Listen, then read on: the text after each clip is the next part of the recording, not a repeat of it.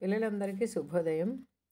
ముందు వీడియోలో బాలకాండ 2వ భాగంలో అయోధ్య నగర వర్ణన, దశరథ మహారాజు స్వభావము, పుత్రుల కొరకు పుత్రకామేష్టి యాగం నిర్వహణ, దానికంటే ముందు నిర్వహించిన అశ్వమేధ యాగం గురించి, ఋష్యశృంగ మహర్షి గురించి, దేవతలందరూ రావణుని చిత్రహంసల గురించి బ్రహ్మదేవునితో మొరపెట్టుకోవడం, బ్రహ్మదేవుడు వరమివ్వడం, శ్రీ మహావిష్ణువుని దేవతలు స్తుతించి దశరథ మహారాజుకి పుత్రునిగా రమ్మని వేడుకోవడం, రామలక్ష్మణ భరత శత్రుఘ్నుల జననం, విశ్వామిత్ర మహర్షి రాక, యాగ సంరక్షణకు రాముణ్ణి పంపించమనడం, దశరథ మహారాజు రామలక్ష్మణులను విశ్వామిత్ర మహర్షికి అప్పజెప్పడం, విశ్వామిత్ర మహర్షి రామలక్ష్మణులకు బల అతిబల విద్యను ఉపదేశించడం వరకు తెలుసుకున్నాం. ఈ వీడియోలో బాలకాండలో మిగతా విశేషాల గురించి తెలుసుకుందాం. ఈ స్క్రీన్ మీద ఈ పేరా నుంచి ఈ వీడియోలో చెప్పుకుందాం. ఆ విధంగా బల అతిబల విద్యలు నేర్చుకున్న తర్వాత రాముడు గురుసేవలో నిమగ్నమయ్యాడు. విశ్వామిత్రుని పాదాలు ఒత్తాడు, సేవలు చేశాడు. గురుసేవ విశేషమైన ఫలితాన్ని ఇస్తుందని మనం గ్రహించాలి. సరయూ నది తీరంలోనే వాళ్ళు ఆ రాత్రి నిద్రించారు. తెల్లవారుతుంది. విశ్వామిత్రుడు రామలక్ష్మణులకు మేల్కొల్పు పలికాడు. కౌసల్య సుప్రజారామ పూర్వా సంధ్యా ప్రవర్తతే ఉత్తిష్ట నరసార్థుల కర్తవ్యం దైవమాహ్నికం. కౌసల్యాదేవి సత్సంతానమైన ఓ రామ, తూర్పున ఉషఃకాంతులు ప్రసరిస్తున్నాయి. నిద్రలేచే నిత్యకర్మలను ఆచరించమన్నాడు. గురువాక్యం శిరసావహించాడు రాముడు లక్ష్మణునితో కలిసి. మళ్ళీ ప్రయాణం కొనసాగింది. సరయూ గంగానదుల సంగమ ప్రదేశాన్ని చేరుకున్నారు. అక్కడ ఆ ప్రదేశంలో ఉన్నటువంటి వివరాలన్నీ కూడా రాముడు అడక్క విశ్వామిత్ర మహర్షి చక్కగా వివరించారు. అక్కడ విశేషాలనన్నీ గురుముఖత తెలుసుకున్నాడు. దీన్ని బట్టి మనం గ్రహించవలసింది ఏంటంటే, జ్ఞానాన్ని పొందడంలో నిరంతరం అప్రమత్తులై ఉండడం ఉత్తమ విద్యార్థుల లక్షణం. అక్కడ ఉన్నటువంటి మునుల ఆశ్రమాలు, ఆ విధంగా సరయూ గంగానదుల సంగమ ప్రదేశము, ఆ మునులు ధ్యానం చేసుకుంటూ కనిపించడము, అక్కడ విషయాలు ఇంకా మరికొన్ని ఆ ప్రకృతిని చూసి పరవశించి గురుముఖంగా చాలా విషయాలు రామలక్ష్మణుడు తెలుసుకున్నారు. ఆ విధంగా ఆయనతో పాటు ప్రయాణిస్తూ ప్రతిదీ కూడా చాలా ఆసక్తితో పరిశీలిస్తూ దానిపైన అవగాహన పెంచుకోవడానికి విశ్వామిత్ర మహర్షికి చాలా ప్రశ్నలు వేస్తూ ఎన్నో అంశాల గురించి నేర్చుకుంటూ ఉంటారు. అలా ప్రయాణం కొనసాగుతున్నది. మలద కరుస అనే జనపదాలకు చేరుకున్నారు. ఇంద్రుని అనుగ్రహ విశేషం చేత ఈ ప్రాంతాలు ధనధాన్యాల సమృద్ధితో ఉండేవి. కానీ తాటక అనే యక్షిని ఈ ప్రాంతాలకు వచ్చి విధ్వంసాన్ని సృష్టించింది. పుట్టుకతోనే 1000 ఏనుగుల బలం కలిగిన ఈమెను ఎవరూ ఎదిరించలేకపోతున్నారు. అగ్నికి ఆద్యం తోడైనట్లు ఈమెతో పాటు ఈమె కుమారుడు మారీచుడు విరుచుకుపడుతూ ఈ జనపదాలను అతలాకుతలం చేస్తున్నాడు. ఇక్కడ అగ్నికి ఆద్యం తోడైనట్లు అనేది జాతీయం. అగ్నిలో ఆజ్యం అంటే నెయ్యి వేస్తే ఇంకా జ్వాలలు ఇంకా పైకి ఎగసిపడుతూ ఉంటాయి.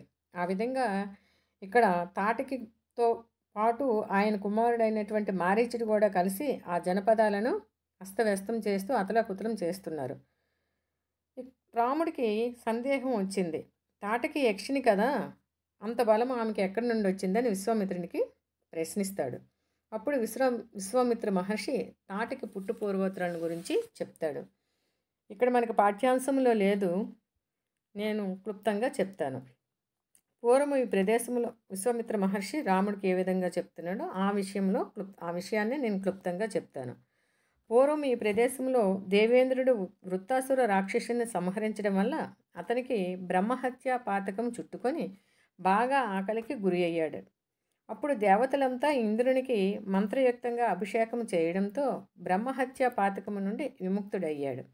ఈ ఆనందంతో దేవేంద్రుడు ఆ ప్రదేశాన్ని మలద కరుస అనే జనపదాలుగా ధనధాన్యాల సమృద్ధితో విలసిల్లమని వరాలిచ్చాడు. దేవతలంతా ఈ ప్రదేశాన్ని బాగా వృద్ధి చేశారు. కొంతకాలానికి తాటకి అనే యక్షిని ఈ ప్రాంతానికి వచ్చి విధ్వంసాన్ని సృష్టించింది. తాటకి సుకేతునుడు అనే యక్షుని కుమార్తె.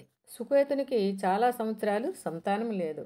సంతానం కోసము బ్రహ్మగురును తపస్సు చేయగా ఆయన ప్రత్యక్షమై 1000 ఏనుగుల బలంతో నీకు కుమార్తె కలుగుతుందని వరమిచ్చాడు.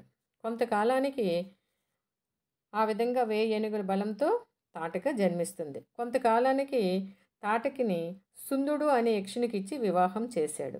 వాళ్ళకి మారీచుడు అనే పుత్రుడు జన్మిస్తాడు. ఈయన మహాబలవంతుడు. ఒకరోజు సుందుడు అగస్త్యముని శాపానికి గురి అయి మరణిస్తాడు. దానికి తాటకి మారీచుడు అగస్త్యుని మీదకి కోపంతో విరుచుకుపడతారు. అప్పుడు అగస్త్యముని రాక్షసులుగా ఉండమని తాటకి మారీచులకి శపిస్తాడు.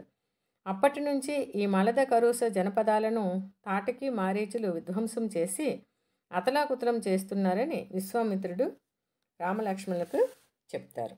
ఆ తర్వాత పాఠ్యాంశంలోకి వెళ్ళిపోదాం. ఆ విధంగా తాటకి పుట్టుక గురించి చెప్తారు. ఇక దుష్టురాలైన తాటకను వధించమని రామునితో అన్నాడు విశ్వామిత్రుడు. ఒక్క క్షణము రాముడు మౌనముద్ర దాల్చాడు. రాముడి భావం గ్రహించాడు విశ్వామిత్రుడు. స్త్రీని ఎలా చంపాలనే సంశయం వద్దు, అధర్మపరాయణ అయిన తాటకను చంపితే దోషం రాదని కర్తవ్యం ఉపదేశించాడు. వెంటనే రాముడు దృఢ నిశ్చయుడై అంజలి ఘటించాడు. మీరు చెప్పినట్లుగా నడుచుకోమని మా నాన్నగారు నన్ను ఆదేశించారు. వారి ఆజ్ఞ నాకు శిరోధార్యమని పితృవాక్య పరిపాలనా శక్తిని చాటాడు. అలాగే గురువు ఆజ్ఞను పాలించడం శిష్యునిగా తన కర్తవ్యమైన భావించి తాటక వధకు ఉద్యుక్తుడైనాడు. తాటకను వధించడానికి పూనుకున్నాడు. వికృతాకారంతో విరుచుకుపడుతున్న తాటక చేతులను తన నిశిత బాణాలతో ఖండించాడు రాముడు. అయినా ఆవేశంతో మీదకి వస్తున్న తాటక ముక్కు చెవులను కోసివేశాడు లక్ష్మణుడు. తాటక ఆవేశం రెండింతలయ్యింది. తాను కనబడకుండా వాళ్ళపై రాళ్ల వాన కురిపిస్తున్నది. ఇదంతా గమనిస్తున్నాడు విశ్వామిత్రుడు. సంధ్యాకాలం సమీపిస్తున్నది. ఈలోపే తాటక పరలోకానికి పంపమని పురమాయించాడు. అసుర సంధ్యాకాలంలో రాక్షసుల మహాబలాన్ని పొందుతారు. ఎదుర్కోవడం కష్టం. ఇక ఏమాత్రం ఆలస్యం చేయకుండా రాముడు శబ్దవేది విద్యను ప్రదర్శిస్తూ బాణాన్ని ప్రయోగం చేశాడు. అంటే శబ్దాన్ని బట్టి బాణాన్ని సంధించడం. క్షణకాలంలో తాటక నేలపై పడి ప్రాణాలను వదిలింది. తాటక వధతో దుష్ట సంహారానికి పూనుకున్నాడు రాముడు. అక్కడి నుంచి దుష్టుల్ని శిక్షించడం ప్రారంభించాడు. ఇంద్రాది దేవతలు రాముణ్ణి స్తుతించారు. సంతుష్టుడైన విశ్వామిత్ర మహర్షి రామునికి ఎన్నో దివ్యాస్త్రాలను అనుగ్రహించాడు. ఇక్కడ మనం గ్రహించవలసింది ఏంటంటే, గురువు అనుగ్రహిస్తే ఇవ్వలేనిదేమిటి, శిష్యుడు పొందలేనిదేమిటి అంటే గురువులకు శిష్యుల ప్రతిభా పాఠవాల పట్ల నమ్మకము విశ్వాసము కలిగినప్పుడు తన జ్ఞానాన్నంతా ఇవ్వడానికి సిద్ధపడతాడు. ఇక్కడ శ్రీరాముని పట్ల విశ్వామిత్రునికి అంతటి విశ్వాసం ఉంది కనుకే అతని దగ్గరున్నటువంటి దివ్యాస్త్రాలను రామునికి అనుగ్రహించాడు. దివ్యాస్త్రాలంటే గొప్పవైనటువంటి ఆయుధాలు. మరి ఆ ఆయుధాలన్నీ కట్టుకొని ఎలా తిరుగుతారని మనకి సందేహం రావచ్చు. ఆయుధాలు అంటే ఆయుధాలంటే అక్కడ మనకి కనిపించవు. విశ్వామిత్ర మహర్షి మంత్ర రూపంలో ఉపదేశించిన అస్త్రాలు. ఇవన్నీ రాముని మనసులో నిలుపుకుంటాడు. ఏ మంత్రాన్ని పఠిస్తే ఆ అస్త్రదేవత ప్రత్యక్షమవుతుంది. అలా అస్త్రదేవతలందరూ రాముని వశమైపోయి, అయ్యా మేము ఏం చేయాలో ఆజ్ఞాపించండి అని రాముని ముందు నిల్చొని అడిగినప్పుడు రాముడు ఏం చెప్తాడంటే, మీ విధుల్లో స్వేచ్ఛగా ఉండండి, అవసరమైనప్పుడు నాకు సహాయం చేతురుగానని చెప్తారు. ఆ విధంగా విశ్వామిత్రుని ద్వారా దివ్యాస్త్రాలను గ్రహిస్తాడు రాముడు. ఇక తాటక వధ అయిపోయింది. దివ్యాస్త్రాలను విశ్వామిత్ర మహర్షి ద్వారా రాముడు గ్రహించిన తర్వాత రామలక్ష్మణ సహితుడై విశ్వామిత్రుడు సిద్ధాశ్రమం చేరుకున్నాడు. ఆ సిద్ధాశ్రమం చుట్టూ ఉన్నటువంటి ఆ ప్రకృతిని, ఆ పరిసరాలను చూసి రాముడు ఎంతో ఆనందించి ఇక్కడ ఇదే యజ్ఞభూమి అని చెప్తాడు. దీన్నే యజ్ఞభూమిగా ఎంచుకోవడానికి కారణం ఏమిటని రాముడు అడుగుతాడు. దాని యొక్క సిద్ధాశ్రమం ప్రత్యేకతను తెలపమంటే అప్పుడు విశ్వామిత్ర మహర్షి రామునితో సిద్ధాశ్రమం గురించి చెప్తాడు. ఇక్కడ మనకి లేదు, నేను ఏమని చెప్తాడో వినండి. ఈ ప్రాంతంలో కాశ్యపుడు తపశ్శక్తి పొందుతాడు. విష్ణుమూర్తి వామనావతారం ఎత్తి ఈ ప్రాంతంలోనే తపస్సు చేశాడు. ఇంకా ప్రహ్లాదుడు మనముడు బలిచక్రవర్తి త్రిలోకాధిపత్యం చేస్తుండేవాడు. అప్పుడు దేవతలందరూ విష్ణుమూర్తిని కలిసి బలిచక్రవర్తి గర్వాన్ని, త్రిలోకాధిపత్యాన్ని అణిచి మమ్మల్ని కాపాడాలని వేడుకున్నారు. విష్ణుమూర్తి అభయమిస్తాడు. కొన్నాళ్లకు అతిథి కశ్య ప్రజాపతికి పుత్రునిగా విష్ణుమూర్తి వామనమూర్తిగా జన్మిస్తాడు. వామనుడికి 7-8 సంవత్సరముల వయసులో బలిచక్రవర్తి నర్మదా నదీ తీరములో భృగువత్సరం క్షేత్రంలో శుక్రాచార్యుని సహాయంతో అశ్వమేధ యాగాన్ని చేస్తుంటాడు. అది తెలిసి ఆ యాగశాలకు వామనుడు వెళ్తాడు. బలిచక్రవర్తి వామనుని చూసి ఏమి కావాలో కోరుకోమంటాడు. అంతటా వామనుడు 3 అడుగుల నేలను ఇమ్మని అడుగుతాడు. అంతేనా, తీసుకోండి అని అంటే, మీరే కొలిసి తీసుకోండి బలిచక్రవర్తి చెప్తే 2 అడుగులతో భూమాకాశాలను 1 అడుగుతో పాతాళాన్ని ఆక్రమించి ఇంద్రునికి స్వర్గాన్ని, బలిచక్రవర్తికి పాతాళాన్ని ఇచ్చేశాడు. ఆ విధంగా బలిచక్రవర్తి గర్వాన్ని, త్రిలోకాధిపత్యాన్ని అణిచివేస్తాడు. అలాగా ఆ తర్వాత కూడా ఆ వామనుడు ఇంకా కొంతమంది సిద్ధులు ఈ ఆశ్రమంలోనే సంచరించడం చేత దీనికి సిద్ధాశ్రమం అనే పేరు వచ్చింది. కాబట్టి దీన్ని యజ్ఞశాలగా నేను నిర్ణయించుకుంటున్నాను అనేసి సిద్ధాశ్రమం తాలూకా ప్రత్యేకతను విశ్వామిత్ర మహర్షి రామలక్ష్మణులతో చెప్తాడు. తర్వాత రామలక్ష్మణులు వినయంగా చేతులు జోడించి గురువుగారిని యజ్ఞదీక్షను స్వీకరించమని ప్రార్థించారు. మన్నించాడు మహర్షి. యజ్ఞదీక్షితుడైనాడు. మరునాడే యజ్ఞం ప్రారంభమైంది. 6 రోజుల పాటు సాగే ఈ యజ్ఞ విషయంలో అత్యంత జాగరూకులై ఉండమని రామలక్ష్మణులకు సూచించారు మునులు. 5 రోజులయ్యింది. కంటి మీద కునుకు లేకుండా యజ్ఞాన్ని కాపాడుతున్నారు రామలక్ష్మణులు. కర్తవ్యాన్ని నెరవేర్చడంలో ఎంత నిష్ఠ ఉండాలి అంటే అంత ఏకాగ్రతతో ఉన్నారు. చివరి రోజు ఉన్నట్టుండి ఒక్కసారిగా యజ్ఞకోణం నుండి జ్వాలలు ఎగిసిపడ్డాయి. ఇది రాక్షసుల రాకకు సూచన. మారీచ సుబాహులు అనుచరులతో వచ్చారు. యజ్ఞవేదిక పరిసరాలు రక్తంతో తడిసి ముద్దయ్యాయి. రాముడు సీతేశువు అన్న మానవస్త్రాన్ని మారీచుడిపైకి ప్రయోగించాడు. ఇంతకుముందే దివ్యాస్త్రాలు విశ్వామిత్ర మహర్షి ద్వారా గ్రహించాడని చెప్పాం కదా, అవి ఈ సందర్భంలో వాడుతున్నాడు. దాని దెబ్బకు మారీచుడు 100 యోజనాల దూరం ఎగిరి సముద్రంలో పడిపోయాడు. స్పృహ కోల్పోయి గిరగిరా తిరుగుతూ కొట్టుకుపోతున్నాడు. 100 యోజనాల దూరం అంటే నాకు తెలిసింది నేను చెప్తాను ఎన్ని కిలోమీటర్లు అనేసి. పురాణాల్లో దూరాలను కొలిచుటకు ప్రమాణము యోజనము వాడేవారు. యోజనము అంటే 8 మైళ్ళకి సమానం. మైలు అంటే 1.6 కిలోమీటర్లు ఉంటుంది. మరి 1.6 కిలోమీటర్లు ఇంటూ 8 మైళ్ళు అంటే సుమారుగా 13 కిలోమీటర్లు. ఒక యోజనం అంటే 13 కిలోమీటర్లు. 13 కిలోమీటర్లు ఇంటూ 100 అంటే ఇంచుమించు 1300 కిలోమీటర్ల పైన ఎగిరి సముద్రంలో పడిపోయాడు మారీచుడు. మరు నిమిషంలో ఆగ్నేయాస్త్రంతో సుబాహుని వక్షస్థలాన్ని వ్రొక్కలు చేశాడు. వాయువ్యాస్త్రంతో మిగతా రాక్షసుల పని పట్టాడు. రాక్షస బాధ తొలగింది. యజ్ఞం నిర్విఘ్నంగా జరిగింది. విశ్వామిత్రుడు సంతోషించాడు. సమర్థులైన శిష్యులను చూసి ఏ గురువు సంతోషించడు అనే విషయాన్ని మనం గుర్తించాలి. మరునాడు ఉదయాన్నే రామలక్ష్మణులు విశ్వామిత్రుని ఎదుట వినయముతో నిలిచారు. ఇంకా ఏమి చేయాలో ఆజ్ఞాపించమన్నారు. విశ్వామిత్రుడు, ఓ రామ, మిథిలానగర ప్రభువు పరమధార్మికుడైన జనక మహారాజు ఒక యజ్ఞాన్ని సంకల్పించాడు. మనం అక్కడికి వెళ్దాం. అక్కడ అద్భుతమైన ఒక మహాధనస్సు ఉంది. నువ్వు చూడవచ్చునన్నాడు. సంసిద్ధులయ్యారు రామలక్ష్మణులు. అక్కడికి మిథిలానగరం వెళ్ళడానికి సిద్ధమయ్యారు. మునిని అనుసరిస్తూ మిథిల వైపుగా ముందుకు సాగుతున్నారు.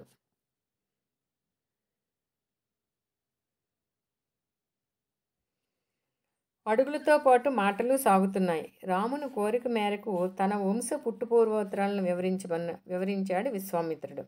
రాముడు విశ్వామిత్రుని తాలూకా పుట్టుక గురించి అడిగితే విశ్వామిత్ర మహర్షి తన పుట్టుక గురించి చెప్తున్నాడు. పూర్వము కుసుడనే మహారాజుకి 4 కుమారులు జన్మించారు. కుసునాగుడు, కుసునాభుడు, అదూత్తరజసుడు, వసువు అనే 4 కుమారులు. ఆ నలుగురిలో కుసునాభుడు ఘృతాచి అనే అప్సరస కన్యను వివాహమాడి 100 కన్యలను కని బ్రహ్మదత్తుడు అనే రాజుకిచ్చి వివాహం చేశాడు. తరువాత పుత్రుల కోసం కుసునాభుడు పుత్రకామేష్టి యాగాన్ని చేయగా వారి తండ్రి కుసుడు ప్రత్యక్షమై, నాయన నీలాగే మంచి ధర్మాత్ముడైన కుమారుడు జన్మిస్తాడని చెప్పాడు. ఆయన పేరు గాధి. ఆ గాధి యొక్క కుమారుణ్ణే నేను అని, గాది కుమారుని కాబట్టి గాధేయుడని, కుసుని వంశస్థుడిని కావున కౌసుకుడునని విశ్వామిత్రుడు తన వంశ పుట్టుపూర్వోత్తరాలను రామలక్ష్మణులకు వివరించాడు. అలా ఆ రాత్రి సోనానది తీరంలో విశ్రమించారు. మరునాడు పవిత్ర గంగా నదిని దర్శించాడు. స్నానాలు ఆచరించి విద్యుత్ ధర్మాలను నెరవేర్చారు. చేయవలసిన కార్యక్రమాలను విధిగా నిర్వహించారు. గంగా వృత్తాంతాన్ని వినిగూరుతున్నానని వినయంగా అడిగాడు రాముడు. వినిపించాడు విశ్వామిత్రుడు. చూసారా, దీన్ని బట్టి మనం ఏం గ్రహించాలి? జిజ్ఞాసులైన శిష్యులు, విజ్ఞాన అయిన గురువు ఇక జ్ఞాన ప్రసారానికి అడ్డుంటుందా? అన్నీ తెలుసుకోవాలనే శిష్యులు, అన్నీ తెలిసిన గురువు. అక్కడ జ్ఞాన ప్రసారం ఏ విధంగా ఉంటుంది? ఒక ప్రవాహంలా ఉంటుంది. అంటే ప్రతిదీ తెలుసుకునే కోరిక పిల్లలకు ఉండేటప్పుడు గురువు తెలియకపోయినా ఆ విషయాన్ని తెలుసుకొని పిల్లలకు చెప్పడానికి ఆసక్తితో ఉంటాడని మనం గ్రహించాలి. ఆ విధంగా గంగానది వృత్తాంతాన్ని చెప్తున్నాడు. పాతాళంలో బూడిద కుప్పలై పడి ఉన్న తన పితరులైన సగరపుత్రులకు ఉత్తమగతులు కల్పించడానికి సంకల్పించాడు భగీరథుడు. అందుకు ఒకటే మార్గం ఉంది. సురగంగను వారి బూడిద కుప్పలపై ప్రవహింపచేయడం, అంటే ఆకాశంలో ఉన్న గంగను భూమిపైకి తేవడం. కానీ ఆకాశంలోని గంగను పాతాళానికి దింపడం ఒక పట్టాన జరిగే పనేనా? భూమిపైకి, తర్వాత పాతాళ లోకానికి తీసుకువెళ్ళడానికి. అయినా దృఢ సంకల్పానికి అసాధ్యమైనది లేదు. భగీరథుడు తీవ్రమైన తపస్సు చేశాడు. బ్రహ్మని శివుణ్ణి మెప్పించాడు. ఎన్ని అడ్డంకులు ఎదురైనా సంకల్పం నుంచి పక్కకు తప్పుకోలేదు. గంగను పాతాళం దాకా తీసుకువెళ్ళడంలో సకల మనోరథుడు అయ్యాడు. అంటే తన సంకల్పాన్ని సాధించగలిగాడు. అందుకే పట్టుదల విషయంలో భగీరథ ప్రయత్నం అన్న జాతీయం ఏర్పడింది. భగీరథుని వంశములోని వాడే రాముడు. భగీరథుడంటే అసాధారణ ప్రయత్నం చేసేటటువంటి సందర్భంలో, అంటే సుదీర్ఘ ప్రయత్నాలు చేసి ఫలితాన్ని సాధించేటటువంటి సందర్భంలో భగీరథ ప్రయత్నమైన జాతీయాన్ని వాడుతూ ఉంటారు. ఆ విధంగా ఇక్కడ మనకి భగీరథ నది భూమిపైకి తేవడం అనేటటువంటి కథను చిన్న పేరాలో ఇచ్చారు. మరికొంచెం వివరంగా విశ్వామిత్ర మహర్షి రాముడికి లక్ష్మణుడికి ఏ విధంగా చెప్తున్నాడో మరికొంచెం విపులంగా నేను చెప్తాను. అందరూ శ్రద్ధగా వినండి. సగరుడనే గొప్ప రాజు ఉండేవాడు. అతనికి 2 భార్యలు. పెద్ద భార్య పేరు కేసిని, చిన్న భార్య పేరు సుమతి.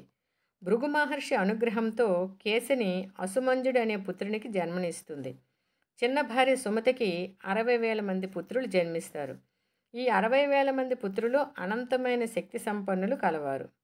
కేసిని కొడుకు అసుమంజుడు ఎప్పుడూ చిన్నపిల్లలను నదిలో విసిరివేస్తూ వాళ్ళు ఏడుస్తూ ఉంటే సంతోషిస్తూ ఉండేవాడు. ఈ విషయం తెలిసిన సగరుడు అసుమంజుణ్ణి నగర బహిష్కరణ చేయిస్తాడు. ఈ అసుమంజుని కుమారుడు అంశుమంతుడు. ఇతడు గొప్ప పరాక్రమ వీరుడు. ఒకనాడు సగరుడు అశ్వమేధ యాగాన్ని చేయాలని అశ్వాన్ని విడిచిపెడతాడు. ఈ అశ్వాన్ని రక్షించడానికి సగరుని మనుమడు అంశుమంతుడు దాని వెంట వెళతాడు. ఇంద్రుడు యజ్ఞ అశ్వాన్ని అపహరిస్తాడు. సగరుడు ఈ విషయం తెలిసి సుమతికి పుట్టిన 60,000 మంది కుమారులను యజ్ఞాశ్వాన్ని వెతికి తెమ్మని పంపిస్తాడు. ఈ 60,000 మంది పుత్రులు ఎంత వెతికినా అశ్వము దొరకకపోవడంతో పాతాళములో ఉందేమోనని భూమిని తవ్వడం మొదలుపెట్టారు. సగరపుత్రులు భూమిని తవ్వడం చూసి దేవతలు కలత చెంది బ్రహ్మ దగ్గరికి వెళ్ళి వెలిపిస్తారు. అప్పుడు బ్రహ్మదేవుడు విష్ణుమూర్తి కపిలమునుగా పాతాళములో తపస్సు చేస్తున్నాడు, ఆయన చేతిలో సగర కుమారులు మరణిస్తారని చెప్పారు. అలా సగరపుత్రులు భూమును తవ్వుతూ పాతాళానికి చేరుకుంటారు. అక్కడ వాళ్ళకి యజ్ఞాశ్వము, తపస్సులో నిమగ్నమైన కపిల మహర్షి కనబడతారు. అప్పుడు సగరపుత్రులు ఆ ముని దగ్గరకు వెళ్ళి, మా అశ్వాన్ని నువ్వే దొంగలించావు, దొంగ ముని అంటూ హేళన చేస్తూ చేస్తూ తపస్సుని భంగం చేస్తారు. దీనితో కోపోద్రేకుడైన కపిల మహర్షి హుంకారంతో ఒక్కసారిగా 60,000 మంది సగరపుత్రులను భస్మం చేస్తాడు. ఈలోపు సగరుని మనుమడు అంశుమంతుడు యజ్ఞాశ్వమునికై వెతుకుతుండగా పాతాళములో 60,000 మంది సగరపుత్రులు భస్మరాశులు ఇంకా యజ్ఞాశ్వము అక్కడ కనబడుతుంది. అంశుమంతుడు ఈ భస్మరాశులపై జలతర్పణ చేయాలనుకుంటాడు. కానీ అక్కడ జలాశయము లేదు. జలతర్పణం చేయకపోవడంతో అక్కడ సగరపుత్రుల భస్మరాశులు పుణ్యలోకాలకు వెళ్ళలేక దీనంగా రోదిస్తూ దుఃఖంగా ఉన్నారు. వాళ్ళకు ఉత్తమ గతులు రావాలంటే భస్మరాశులపై గంగాజలము రావాలని అంశుమంతునికి గరుత్మంతుడు చెప్తాడు. సగరుడు, అంశుమంతుడు, దిలీపుడు అయోధ్య చక్రవర్తులై గంగానదిని భూమికి తేవడానికి చాలా ప్రయత్నాలు చేశారు. కానీ ఎవరూ గంగానదిని భూమిపైకి తేలేకపోయారు. అయితే దిలీపుని కుమారుడు భగీరథుడు ఎలాగైనా సగరపుత్రులకు మోక్షం కలిగించాలని గోకర్ణంలో చాలా ఏళ్ళు తపస్సు చేస్తాడు. ఆయన తపస్సుకు మెచ్చి బ్రహ్మ ఏం వరం కావాలని కోరుకోమంటాడు. 2 వరాలు కోరుతాడు. ఒకటి గంగా నదిని భూమిపైకి తేవడం, రెండవది పుత్రభిక్ష పెట్టమని. అప్పుడు బ్రహ్మ చెప్తాడు, నీకు సంతానం తప్పక కలుగుతుంది. కానీ గంగా నదిని భూమిపైకి తేవాలంటే నీవు శివుణ్ణి మెప్పించాలని, శివుడు మాత్రమే గంగా ప్రవాహాన్ని భరించగలడని చెప్తాడు. భగీరథుడు శివుని గురించి ఘోర తపస్సు చేస్తాడు. శివుడు ప్రత్యక్షమై గంగను శిరస్సును ఆపడానికి అభయమిస్తాడు. అప్పుడు గంగ శివుని మీద కోపంతో, ఈయన నా ప్రవాహాన్ని ఆపుతాడా, ఎలా ఆపుతాడో చూస్తాను, ఈయన కూడా పాతాళానికి తీసుకువెళ్ళిపోతాను అనుకొని ఒక్కసారి శివుని పైకి దూకింది. శివుడు గంగ మనస్సులో మాటను గ్రహించి దూకిన గంగను ఒక్కసారి తన జటాజూటములో బంధిస్తాడు. అలా చాలా రోజులైనా గంగ రాకపోవడాన్ని గమనించిన భగీరథుడు మళ్ళీ శివుని ప్రార్థిస్తాడు. అప్పుడు శివుడు భగీరథుని సంకల్పానికి మెచ్చి గంగను హిమాలయాల్లో బిందు సరోవరంలో జార విడుస్తాడు. అలా గంగా ప్రవాహము ముందు భగీరథుడు రథంతో ముందుకు ప్రయాణిస్తాడు. మధ్యలో గంగా ప్రవాహము జాహ్నముని ఆశ్రమాన్ని ముంచివేస్తుంది. జాహ్నముని కోపంతో గంగా ప్రవాహాన్ని ఆపి తన అరచేతిలోకి తీసుకొని తాగేస్తాడు. భగీరథుడు వెనక్కి తిరిగి చూడగా గంగ రావడం లేదు. అప్పుడు భగీరథుడు జాహ్నముని దగ్గరికి వెళ్ళి వేడుకుంటాడు, అయ్యా మునీశ్వర, గంగ ధర్మము ముంచేయడం, దాని ప్రవాహాన్ని తప్పుగా భావించకండి. నా సగరపుత్రులు ఉత్తమ గతుల కోసం విఫల ప్రయత్నం చేశాను, కరుణించండి అంటాడు. అప్పుడు జాహ్నముని, నాయనా భగీరథ, నేను నీ కోసం గంగని విడిచిపెడతాను అని చెప్పి తన చెవిలో నుంచి గంగను విడిచిపెట్టాడు. జాహ్న మహర్షి చెవిలో నుంచి వచ్చింది కాబట్టి గంగకు జాహ్నవి అనే పేరు వచ్చింది. ఆ విధంగా భగీరథుని అనుసరిస్తూ గంగ కూడా ఆయన వెంటే పాతాళ లోకానికి వెళ్ళి అక్కడ ఉన్న 60,000 మంది సగరపుత్రుల భస్మరాశులపై ప్రవహించింది. దీనితో అందరికీ ఉత్తమ గతులు కలిశాయి. వెంటనే అక్కడ బ్రహ్మదేవుడు ప్రత్యక్షమై, భగీరథ, నీ సంకల్ప బలం గొప్పది. ఇంతకుముందు ఆకాశంలో ప్రవహించే గంగకు మందాకిని అనే పేరు, తర్వాత హిమాలయాల్లో పడిన గంగ నీ వల్ల భూమిపైకి వచ్చింది కాబట్టి భాగీరథి అనే పేరు, పాతాళంలోకి వెళ్ళినప్పుడు భోగవతి అని పిలువబడుతుంది. ఇలా 3 ప్రదేశాలలో ప్రవహించింది కాబట్టి గంగ త్రిపథగా పిలువబడుతుందని చెప్పి బ్రహ్మదేవుడు వెళ్ళిపోయాడు. ఈ విధంగా గంగా వృత్తాంతాన్ని విశ్వామిత్ర మహర్షి రామలక్ష్మణులకు చాలా వివరంగా చెప్పాడు. అలాగా చెప్పడంలో ఇప్పుడు పాఠ్యాంశంలోకి వచ్చేద్దాం. అలా గంగావతారాన్ని గురించి విశ్వామిత్రుడు రాముడికి చెప్పడంలో ఆంతర్యం ఉంది. తన పూర్వీకులు ఎంత గొప్పవారో తెలుసుకొని దానికి అనుగుణంగా నడవడం, పితరుల పట్ల ఎంత భక్తి ప్రపత్తులు ఉండాలో తెలపడం, పట్టిన పని ఫలవంతమయ్యే వరకు పట్టుదల ఎలా ఉండాలో చెప్పడం. అయితే ఇవన్నీ నేరుగా చెప్పలేదు విశ్వామిత్రుడు, అయినా ఆంతర్యాన్ని గ్రహించాడు రాముడు. అతని మనసులో మాటను రాముడు గ్రహించగలిగాడు. ఇదే ఉత్తమ గురు శిష్యుల వ్యవహారం. ఇక అక్కడి నుంచి మిథిలా సమీపానికి చేరుకున్నారు. విశ్వామిత్ర రామలక్ష్మణులు. అక్కడ ఒక ఆశ్రమాన్ని చూశాడు రాముడు. అది పాతదైనా అందంగా అగుపిస్తున్నది. కానీ జనసంచారమే లేదు. ఏమిటి చిత్రమని అడిగాడు రాముడు. అది గౌతమ మహర్షి ఆశ్రమమని ఆ కథనంతా వివరించాడు విశ్వామిత్రుడు. మహాతపస్సంపన్నుడైన గౌతమ మహర్షి తన భార్య అయిన అహల్యతో ఈ ఆశ్రమంలో ఉండేది. ఒకోనొక సందర్భంలో అహల్య అపరాధం చేసిందని భావించి అగ్రహోదాగ్రుడయ్యాడు గౌతముడు. కొన్ని వేల సంవత్సరాలు అన్నపాదాలు లేక వాయువుని ఆహారంగా తీసుకుంటూ ఈ ఆశ్రమంలోనే బూడిదలో పడి ఉండమని ఆమెను శపించాడు. ఎవ్వరికీ కనబడకుండా ఉంటావన్నాడు. రాముని రాకతో శాప విముక్తి కలిగి నిజ రూపాన్ని పొందుతావన్నాడు. రామ, గౌతమాశ్రమంలో కాలు మోపి అహల్యకు శాప విముక్తి కలిగించు అని విశ్వామిత్రుడు ఆజ్ఞాపించాడు. చుట్టూ బూడిద ఆవరించి ఉండి కఠోర దీక్షలో ఉన్న అహల్య పొగ కొమ్మకున్న అగ్ని తేజస్సులా ఉంది. ఆ మహాత్మురాలిని రాముడు చూశాడు. రాముడి దర్శనముతో ఆమెకు శాప విముక్తి కలిగింది. అహల్య గౌతములు రాముణ్ణి యథావిధిగా గౌరవించారు. వారి సత్కారాలు అందుకొని రాముడు విశ్వామిత్రుని వెంట లక్ష్మణ సహితుడై మిథిలా నగరానికి బయలుదేరాడు. మిథిలా నగరంలో ప్రభువైన జనక మహారాజును వీరిని సముచితంగా సమాదరించారు. మిథిలలో అహల్య గౌతముల పెద్ద కుమారుడైన శతానందుడు రామదర్శనం చేసుకున్నాడు. తన తల్లిని ఉద్ధరించినందులకు కృతజ్ఞతాంజలులు సమర్పించాడు. మహాతపస్సాలైన విశ్వామిత్రుని అనుగ్రహం పొందగలగడం చాలా విశేషమని రాముణ్ణి మెచ్చుకున్నాడు. విశ్వామిత్ర మహర్షి అసాధారణ శక్తి సామర్థ్యాలను వివరించాడు శతానందుడు. ఇక్కడ విశ్వామిత్ర మహర్షి కథ శతానందుడు విశ్వామిత్ర మహర్షి తాలూకా విశేషాలని ఆయన పుట్టుపూర్వోత్తరాలు ఇంతకు ముందే చెప్పారు. ఆయన ఎలాగా మహర్షి అయ్యాడో ఆ విశేషాలన్నీ కూడా శతానందుడు రామలక్ష్మణుడికి చెప్తాడు. ఇక్కడ ఆ విశేషాలు లేవు. మీకు క్లుప్తంగా ఆయన ఎలా చెప్తారో ఆ చెప్పిన విషయాన్ని క్లుప్తంగా మీకు వివరిస్తాను. ఓటమిని అధిగమించి విజయాన్ని సాధించిన మునుసత్తముడు విశ్వామిత్రుడు. ఈయన అసలు పేరు కౌశికుడు, గాది కొడుకు. ఒక యుద్ధంలో విజయం సాధించి ఒక యుద్ధంలో విజయం సాధించి పెద్ద సైన్యంతో దారిలో వశిష్ఠుని ఆశ్రమం ఉందని ఆయన్ని కలవాలని కుతూహలంతో వెళ్ళి కలుస్తాడు. వశిష్ఠ మహర్షి ఈయన రాజ్యపాలన విశేషాలను అడిగి తెలుసుకుంటాడు. ఒక గొప్ప రాజు కదా, అందుకోసమని రాజ్య విశేషాలన్నీ కూడా అడిగి తెలుసుకుంటాడు.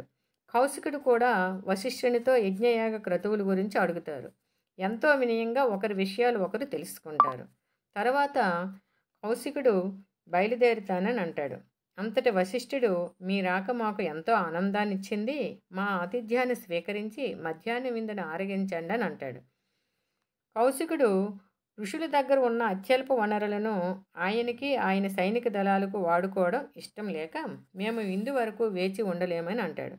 అంతటి వశిష్ఠుడు, మీరు ఎందుకు సంశయిస్తున్నారో మాకు తెలుసు, కానీ అతి కొద్ది సమయంలో మీకు మీ వేలాది సైనిక దళాలకు భోజనాన్ని ఏర్పాటు చేయగలని వశిష్ఠుడు కౌశికునికి అభ్యర్థిస్తాడు. కౌశికుడు చేసిందేమీ లేక సరే అంటాడు.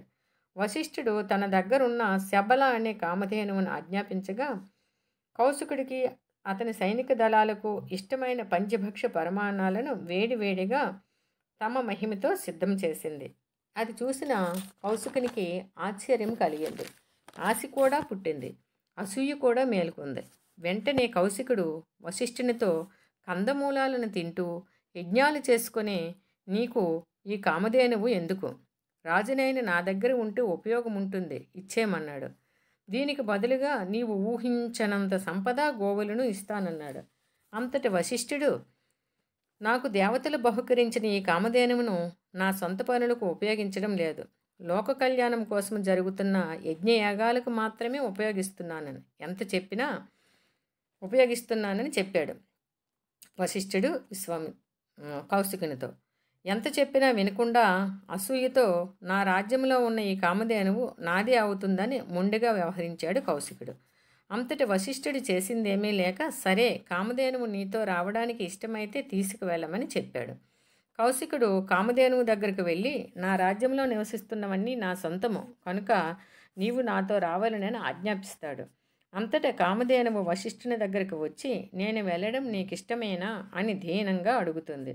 అప్పుడు వశిష్ఠుడు, నా మాట అటుంచి నీకు ఇష్టం లేకపోతే ఏమి చెయ్యాలో నీకు తెలియదా అని తన మనసులోని మాట అర్థమయ్యే విధంగా చెప్తాడు. అప్పుడు కామధేనువు కౌశికుని దగ్గరికి వెళ్ళి, నేను రావడం లేదని చెప్తుంది. వెంటనే కౌశికుడు సైన్యాన్ని ఆజ్ఞాపించి కామధేనువును బంధించమని అంటాడు. కామధేనువు తన మహిమతో కౌశికుని అక్షౌహిణి సైన్యాన్ని ఎదుర్కోవడానికి సైనిక దళాలను సృష్టిస్తుంది. ఆ యుద్ధంలో ఎన్నో నష్టాలు జరుగుతాయి. కౌశికుడు అదంతా చూస్తూ, ఈ వశిష్ఠుడు బ్రహ్మర్షి అయినందువల్ల ఈ కామధేనువు ఇతనికి స్వంతమై నాకు ఎదురు తిరగగలిగాడు. బ్రహ్మర్షికి ఇన్ని శక్తియుక్తులుంటాయా అనుకొని శివుని ప్రార్థిస్తాడు. శివుడు ప్రసాదించిన ఆయుధాలను కూడా వశిష్ఠుని బ్రహ్మదండం ముందు ఎదురొడ్డలేకపోయాయి. అప్పుడు కౌశికుడికి జ్ఞానోదయం అయింది. వశిష్ఠుని ఆధ్యాత్మికతను, బ్రహ్మత్వాన్ని తెలుసుకొని తన వాటముని అంగీకరించి వశిష్ఠుని ముందు మోకరిల్లి, నాకు నీ యొక్క కామధేనువుతో పనిలేదు, శక్తివంతమైన ఆయుధాలతో పనిలేదు, నేను కూడా ఉన్నతమైన ఆధ్యాత్మిక స్థితిని పొందగోరుతున్నాను అని రాజ్యాన్ని త్యజించి సన్యాసి వలె అనేక సంవత్సరములు తపస్సు చేశాడు. ఒకసారి ఇంద్రుడు కౌశికుని చిత్తశుద్ధిని గమనించి మేనకను పంపిస్తాడు. మేనక ఒకసారి కౌశికుడు ధ్యానం ముగించి కళ్ళు తెరవగానే తన ముందు ప్రత్యక్షమవుతుంది.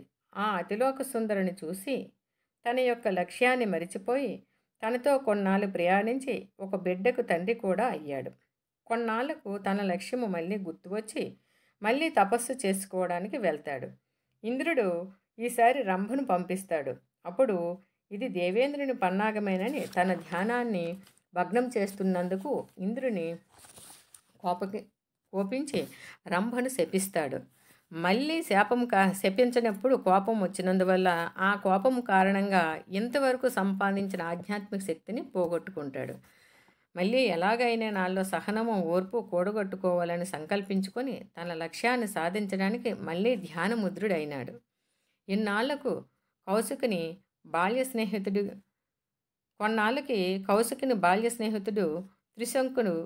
త్రిశంకునికి జీవించి ఉండగానే స్వర్గములో ఉండాలనే కోరిక. ఆ కోరికను తీర్చమని వశిష్ఠ మహర్షి దగ్గరికి వెళ్తాడు. వశిష్ఠ మహర్షి సాధ్యం కాదని చెప్తాడు. అలా చెప్పడంతో త్రిశంకుడు కౌశికుని దగ్గరికి వచ్చి తన కోరికని తీర్చమంటాడు. కౌశికుడు నిన్ను ఎలాగైనా స్వర్గానికి పంపిస్తాను, వెళ్ళు, ఎవరు అడ్డగిస్తారో చూస్తానని గర్వంతో అంటాడు. అలా త్రిశంకుడు వెళ్తూ ఉండగా దేవతలు అడ్డుకుంటారు. అప్పుడు కౌశికుడు మధ్యలో స్వర్గాన్ని ఏర్పాటు చేస్తారు. దీన్నే త్రిశంకు స్వర్గము అంటారు. దేవతలు ఎంత చెప్పినా వినలేదు. ఇప్పటికీ ఈ త్రిశంకు స్వర్గం అనేది జాతీయంగా స్థిరపడిపోయింది. ఏ పనైనా మొదలుపెట్టి మధ్యలో ఆపేసిన సందర్భంలో త్రిశంకు స్వర్గం అని అంటారు. మళ్ళీ కౌశికుడు అహంకారానికి గురి అయినట్లు గుర్తించి త్రిశంకుణ్ణి ప్రకృతికి అప్పజెప్పి మళ్ళీ ధ్యానములో మునిగిపోయాడు. చాలా కాలం తర్వాత బ్రహ్మ ప్రత్యక్షమై, నీకు నేను రాజర్షి అని వరం ఇస్తున్నాను అంటాడు. రాజర్షి అంటే ఋషులలో రాజు వంటివాడని అర్థం. కానీ కౌశికుడు తృప్తి పడలేదు. తన ధ్యేయం బ్రహ్మర్షి. బ్రహ్మర్షి అంటే ఋషులందరిలో బ్రహ్మ వంటివాడని అర్థం. కనుక తన తపస్సును ఇంకా కొనసాగించాడు. కొన్నాళ్లకు బ్రహ్మ ప్రత్యక్షమై, నీవు ఆధ్యాత్మికతను సాధించావు కాబట్టి నీకు నేను మహర్షి అని ప్రకటిస్తున్నానన్నాడు. మహర్షి అంటే ఋషులలో గొప్పవాడు. కానీ కౌశికుడు బ్రహ్మర్షి కావాలి, తన ధ్యేయం బ్రహ్మర్షి అవ్వడం. కాబట్టి ఇంకా తపస్సు కొనసాగించాడు. ఆఖరికి బ్రహ్మ మళ్ళీ ప్రత్యక్షమై, నీ చిత్తశుద్ధితో ఘనమైన ఆధ్యాత్మికతను ప్రకటించావు కాబట్టి నేను నీకు బ్రహ్మర్షిగా ప్రకటిస్తున్నానన్నాడు. బ్రహ్మర్షి అంటే పరమ సత్యాన్ని తెలిసినవాడు. ఈ విషయము విని కౌశికుడు మిక్కిలి సంతోషిస్తాడనుకున్నాడు బ్రహ్మ. కానీ అతనిలో అశాంతి కనిపిస్తుంది. కౌశికుడు తను అనుకున్నదైతే సాధించాను, కానీ వశిష్ఠుడు తనను బ్రహ్మర్షిగా గుర్తించాలనుకుంటాడు. ఈ విషయము తెలిసిన వశిష్ఠుడు కౌశికుని బ్రహ్మర్షిగా పిలవను, ఇంకా అతనిలో అహంకారము తగ్గలేదు అంటారు. ఆ విషయము కౌశికుడికి తెలిసి వశిష్ఠుని దగ్గరకు కోపంగా వెళ్తాడు. తన ఆశ్రమంలో ప్రవేశిస్తుండగా వశిష్ఠుడు తన భార్యతో కౌశికుడు ఆధ్యాత్మికతను గురించి ఎంతో గొప్పగా చెప్తున్న మాటలు వింటాడు కౌశికుడు. దానితో వశిష్ఠుని మీద అతనికున్న కోపము అహంకారము పోయి నిశ్చేష్టుడైపోతాడు. అది గ్రహించిన వశిష్ఠుడు కౌశికుని దగ్గరకు వెళ్ళి ఇప్పుడు నువ్వు బ్రహ్మర్షివి అని ఆలింగనం చేసుకొని నీవు విశ్వానికి మిత్రుడివని విశ్వామిత్రుడివనే పేరును ప్రకటిస్తాడు. అప్పటి నుండి కౌశికుడు బ్రహ్మర్షి విశ్వామిత్రుడు అయ్యాడు. ఆ విధంగా విశ్వామిత్రుడు స్వతహాగా క్షత్రియుడు అయినప్పటికీ మునులలో శ్రేష్ఠుడు. బ్రహ్మజ్ఞాన్ని సాధించి చివరకు బ్రహ్మర్షిగా స్థిరపడ్డాడు. మూర్తిభవించిన ధర్మపరుడు, ధైర్య సాహసాలు కలిగిన మహావీరుడు అని శతానందుడు మహర్షి విశ్వామిత్రుని కథను రామలక్ష్మణులకు వివరించాడు. ఆ విధంగా విశ్వామిత్రుని కథ నిన్నటువంటి రామలక్ష్మణులు మరొకసారి అతనికి ధన్యవాదాలు చెప్తూ ఆయనకి సాష్టాంగ నమస్కారాలు అర్పిస్తారు. తర్వాత మరునాడు ప్రాతకాలంలో జనకుడు విశ్వామిత్ర రామలక్ష్మణులను ఆహ్వానించాడు. ఇప్పుడు పాఠ్యాంశం చూడండి. కర్తవ్యోపదేశం చేయవలసిందిగా విశ్వామిత్రుని ప్రార్థించాడు. అప్పుడు ప్రత్యుత్తరమిస్తూ విశ్వామిత్రుడు, వీరు దశరథ మహారాజు కుమారులు, జగత్ప్రసిద్ధులైన వీరులు. మీ దగ్గర ఉన్న ధనుస్సును చూడాలనుకుంటున్నారు. దాన్ని చూపించండి, శుభం కలుగుతుంది, వాళ్ళు ముచ్చట తీరుతుందన్నాడు. అప్పుడు జనకుడు తన దగ్గరున్న శివధనుస్సును చరిత్రను వివరించాడు. ఇక్కడ శివధనుస్సు తాలూకా కథను రామలక్ష్మణులకి జనక మహారాజు చెప్తాడు. ఆ కథ మన పాఠ్యాంశంలో లేదు, మీకు దాన్ని నేను క్లుప్తంగా వివరిస్తాను ఆయన ఏం చెప్పాడనేది. పూర్వము దక్షుడు యజ్ఞం చేయిస్తున్నప్పుడు శివునికి హవిస్సులు ఇవ్వకుండా చేయాలనుకుంటాడు. అప్పుడు పార్వతీదేవి శివుడు లేని చోట మంగళం ఎక్కడదని తన దాక్షాయిని రూప శరీరాన్ని త్యజిస్తుంది. అది తెలిసిన శివుడు యాగమండపంలో తనకి యాగభాగం ఇవ్వకపోయినా సరే దేవతలందరూ అక్కడికి రావడాన్ని కోపించి రుద్రుడై నిరీశ్వర యాగం చేసిన చోటుకి మీరు ఎందుకు వచ్చారని తన శివధనుస్సుని దేవతల మీదకి ఎక్కిపెట్టాడు. దేవతలందరూ భయపడి శివుని పాదాల మీద పడ్డారు.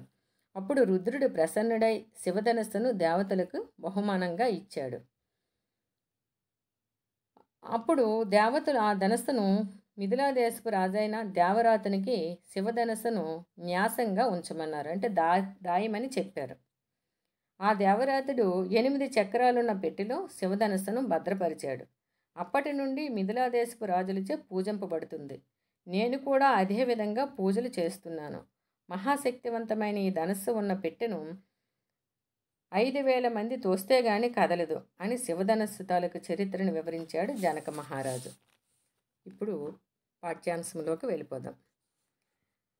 శివధనస్సు చరిత్రను వివరించిన తర్వాత యాగం కోసము భూమిని దున్నుతుండగా ఒక పాప దొరికిందని, నాగటి చాటులను దొరికినందువల్ల ఈమెకు సీత అనే పేరు వచ్చిందని చెబుతూ ఆమెను గొప్ప పరాక్రమవంతునికి ఇవ్వాలన్న తన అభిమతాన్ని వెళ్ళబుచ్చాడు.